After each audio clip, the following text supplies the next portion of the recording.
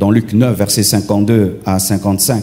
Jésus envoya ses disciples, il envoya devant lui des messagers qui se mirent en route et entrèrent dans un bourg des Samaritains pour lui préparer un logement. Mais on ne le reçut pas parce qu'il se dirigeait sur Jérusalem. Lorsqu'on voyait que ta trajectoire allait sur Jérusalem, les Samaritains ne pouvaient te recevoir. Vous voyez l'antagonisme qu'il y avait entre les Juifs et les Samaritains. Les disciples Jacques et Jean, Jean le doux Jean, voyant cela dire, « Seigneur, veux-tu que nous commandions que le feu descende du ciel et les consume ?» Jésus se tournant vers eux et les réprimanda, disant, « Vous ne savez pas quel esprit vous anime. » Alléluia. Ils veulent tuer des personnes méprisantes, des personnes hybrides, mélangées. Et Jésus-Christ prend le parti des Samaritains.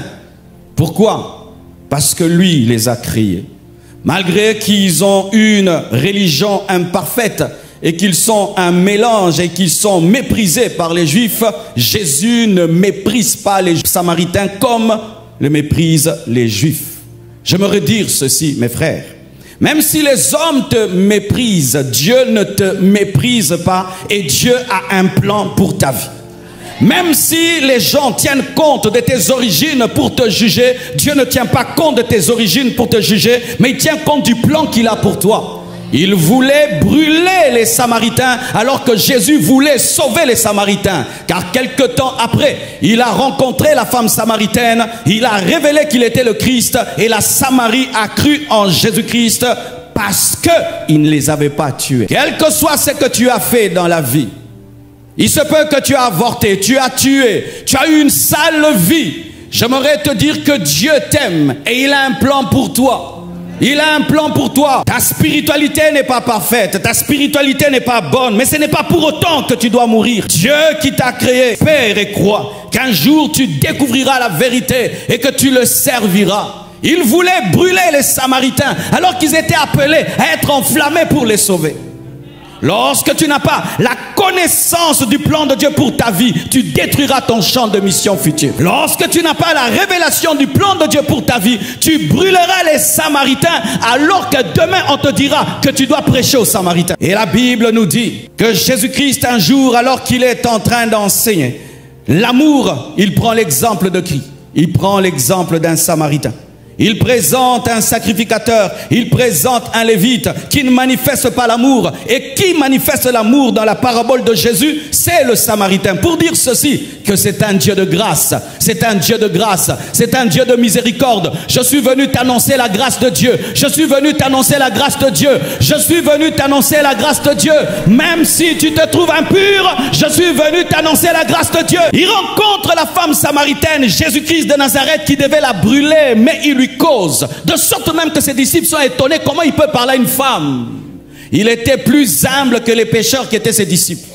Lui, les saints qui devaient juger, étaient plus humbles que ceux qui devaient demander la grâce et la miséricorde.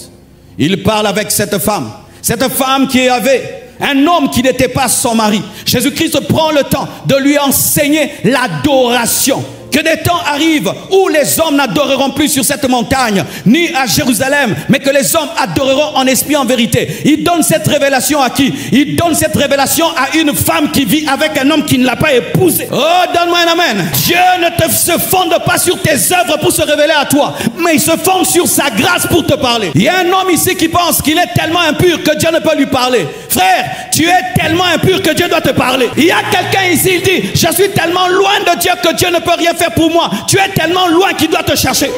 J'aimerais t'annoncer qu'aujourd'hui Dieu va bouleverser ta vie tellement que tu es loin. C'est toi qui cherches. Jésus-Christ rencontre la femme samaritaine qui n'est pas théologienne, mais lui explique la révélation de l'adoration. Parce qu'il savait que même si cette femme avait une sale vie, elle était disposée. Le Seigneur voit ton cœur et connaît ton futur. Et c'est cette femme qui est allée dire aux hommes, j'ai rencontré quelqu'un, il se pourrait qu'il soit Christ. Certains frères viennent à l'église, vous le regardez, il ressemble à un voyou, alors que c'est lui qui va amener le réveil. et d'autres ressemblent à des saints alors qu'ils commettent des péchés en secret. J'aimerais te dire ce dans ton cœur, qu'au-delà d'une prostituée, tu es une gagneur d'âme, une gagneuse d'âme. Dieu a pu voir cela. Dieu a cette méthode. Lorsqu'il veut faire quelque chose en grand, il le fait en petit. Dieu le prenait et puis le laissait. Il le prenait et laissait. Un jour, il l'a pris pour du bon. Quand Jésus va en Samarie, rencontrer la femme samaritaine, il révélait qu'il avait un plus grand plan que cela. Quand Dieu commence petit, il a un projet de plus grand. La pluie commence avec une goutte d'eau. Le déluge a commencé avec une goutte d'eau. Je vous annonce un déluge de bénédiction, un déluge de gloire, un déluge de guérison, un déluge de puissance. Je vous annonce un déluge, car Dieu vient de commencer. Ce n'est que le début. Ce n'est que le début. Jésus, dans tout son ministère, parlait, prêchait, mais il connaissait une chose, qu'il y a une femme qui était venue avec une cruche, mais qui a déposé la cruche parce qu'elle n'avait plus soif. Elle avait compris en avance ce que ses apôtres qui marchaient avec lui n'avaient pas compris. Car tu peux être physiquement proche d'un leader, mais tu es loin spirituellement de lui. Ce n'est pas parce que tu es à côté d'un leader que tu comprends sa dimension. Et ils étaient étonnés qu'il cause avec une femme alors qu'il était venu chercher une femme. Jésus était venu sur la terre chercher une épouse. Ils sont étonnés que le rabbi cause avec une femme. Proche de lui, mais perdu près de lui.